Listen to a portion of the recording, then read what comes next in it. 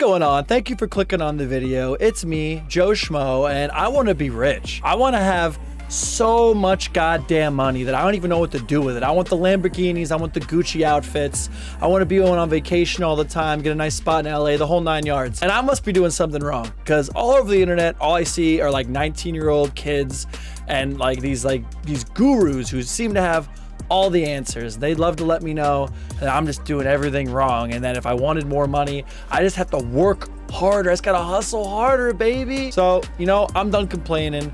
I'm done. I'm about to take control of my life. I want where all of the best hustlers and businessmen in the game go, to TikTok. And I typed in business advice, and this is what I found. People that are successful are the ones that are working on the business as opposed to in the business. So every time I see an entrepreneur and I see that they're working in the business, I'm like, okay, dude, you're not going anywhere. You can't scale working in the business. You got to think, how do I work on this business to make it this kind of its own living, breathing thing that operates without me? Huh. Interesting. So what you're saying is, if I want to make money, I got to be working on the business and not in the business. I have to have some sort of managerial role in the company or own the company myself to be making any significant money. Wow. I never thought of that before. You're telling me that my manager makes more than me? You're telling me the guy that owns McDonald's makes more than the cashier? Oh my God. This is a great example of these guys who get on in front of a camera and a microphone and they pretend like they're on a podcast or something. I'm sure this guy is not even on a podcast. He's staring at a wall right now. He's trying to make it sound like this is clipped from somewhere important. Like you're getting the juicy bit of this long stream of advice. Fucking dumbass. Stop doing the work yourself. That is the best piece of advice that I was ever given in business. The way people own businesses today is if they have a construction business, they're the one hammering the nail. If they have a taxi business, they're the one that are driving the taxi. And if they have a video production business, they're the one holding the camera. It is a big mistake. That's the way to stay an employee. What you should be doing is hiring people to nail in the nails, hiring people to drive your taxis, or hiring people to hold your video cameras for you so that you could go out and build your business and bring in new contracts and find new talent. That's the way to build a true business that will work for you even when you're sleeping. The problem with your hustle is you just need to hire people to do all the work for you.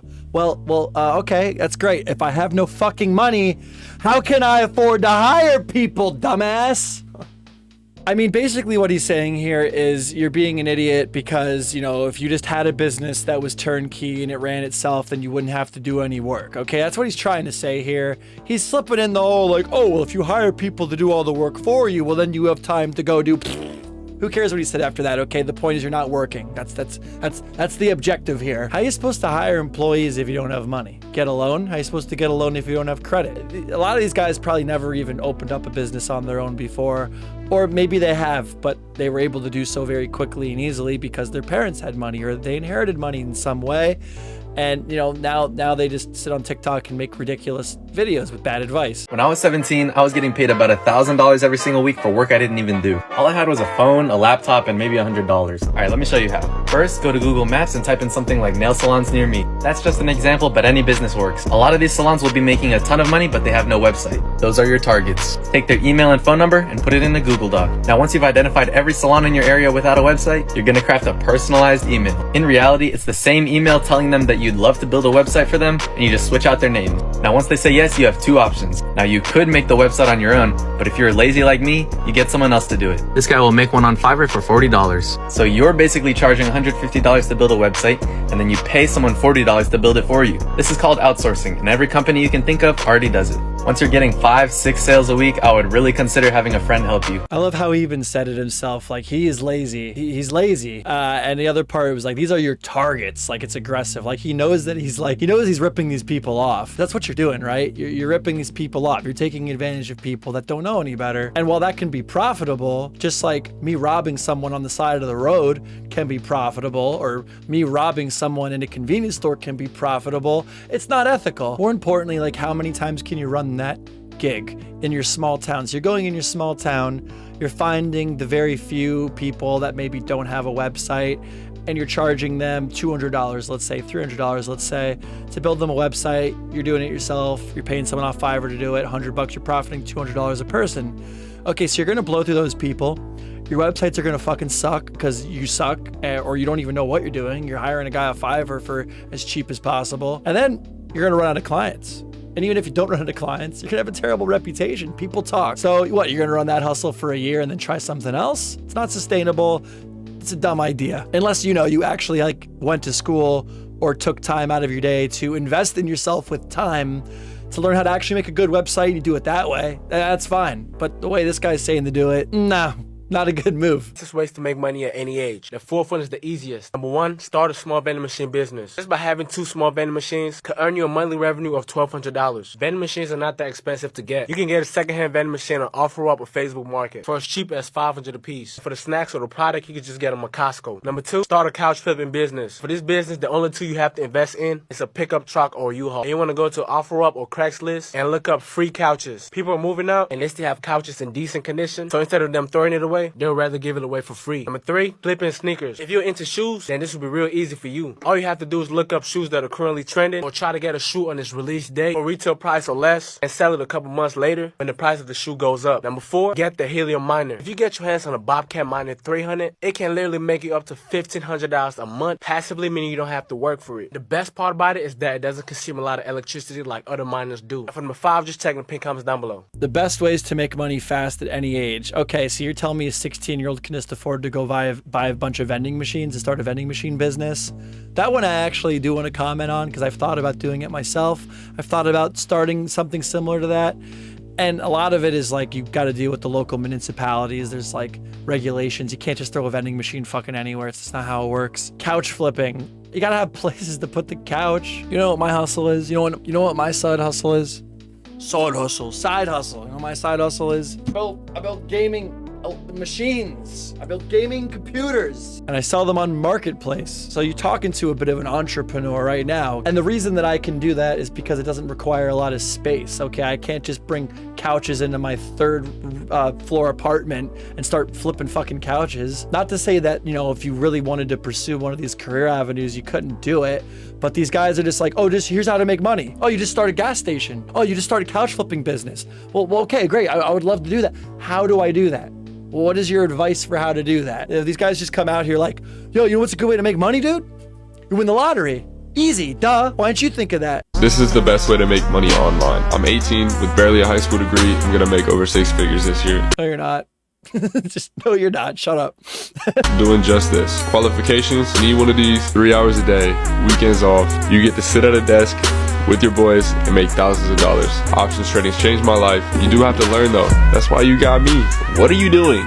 Yeah, everybody talks about. He's got the $100 bill as a microphone stand. I mean, at this point, why wouldn't I just hold the microphone? Or better yet, it's a clip microphone. It's actually what he's using is actually meant to be clipped to your shirt. Then you don't have to hold anything at all. About options trading. If you really about it, I'm out here living this life. You really want to see games like this and this and this, and just thank me later. The internet money's real.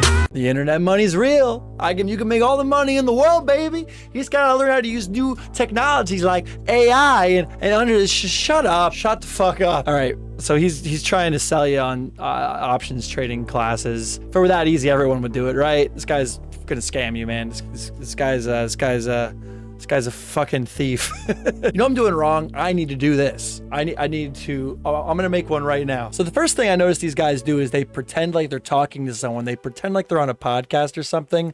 A lot of them are not. They're staring at a brick wall. So you got to kind of sit like this.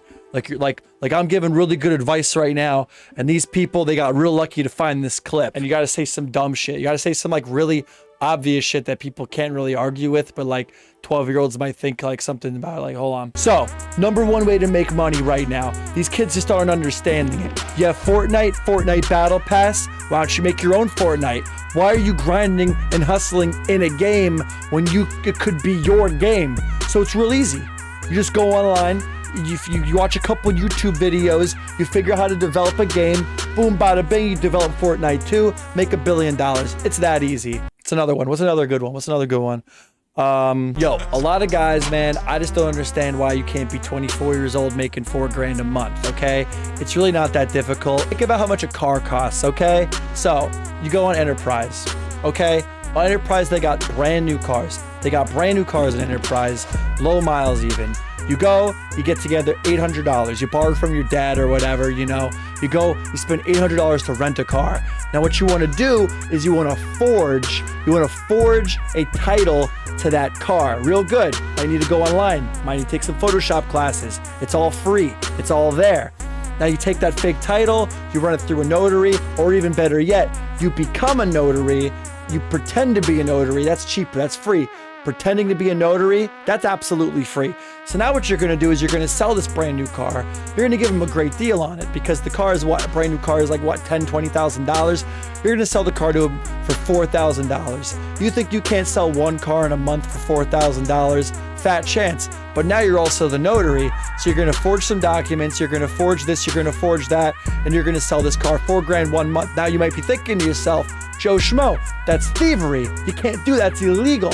Very, very, very simple. With the money you make, by the time they catch up to you, what you do is you hire a lawyer. But here's the deal. Your buddy is the lawyer. You sent your buddy to law school. Your buddy is now a lawyer. So you might lose the case, you know, but you're going to accumulate money through that. You're going to hide that money away. You might go to jail for 5 years, but you're going to eventually get out. Boom, your buddy made the money from the case. You got the money from the cars you sold. You retire and you start up a pop-up truck. You start selling shitty ramen noodles on the side of the street in your taco stand, in an old taco stand that you can refurbish for free based off videos on YouTube. What's another good one I can do here? A lot of them are just lying. They're like 16-year-olds and saying that they're a millionaire. So we'll just start off with that. We'll be like, yo, real quick, this is how I made my first $1 million. I went online and I found out how to make an LLC. I took my LLC and I got a QBR loan. You go online, just Google QBR loan. You might see a bunch of scams, whatever. You keep scrolling till you find QBR loan. You take the QBR loan, you invest it in RLT license, convert that into FMR, audit that, convert it into crypto, clean that money, sand it, boom, $1 million. That simple, that easy, that quick. All right, that's it for me. I think I've made my point over and over again at this point. I think I've noticed that absolutely nobody watches my videos, so make sure you share and you follow me and like and subscribe, pound that like button, leave a comment, and I'll catch you next time. Bye.